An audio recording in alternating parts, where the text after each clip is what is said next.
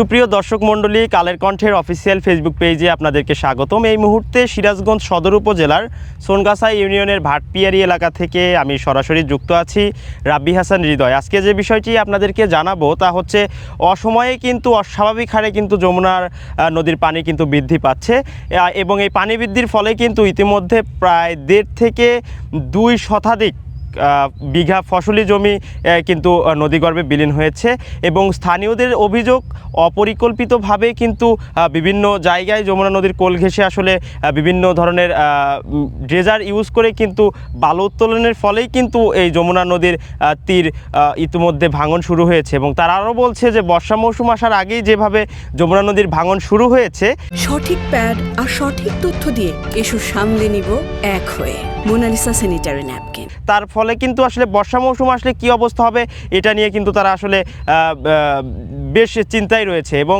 নদীপাড়ের বাসিন্দা যারা রয়েছে তারা বলছেন যে আসলে যে কোনো সময় তাদের ঘরবাড়ি আসলে নদীগর্ভে বিলীন হবে এমনটি শঙ্কা করছেন তারা।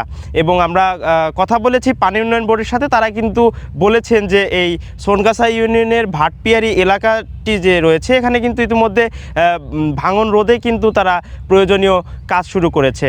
তো এই ছিল আমার কাছে সিরাজগঞ্জ থেকে যমুনা নদীর ভাঙনের সর্বশেষ তথ্য।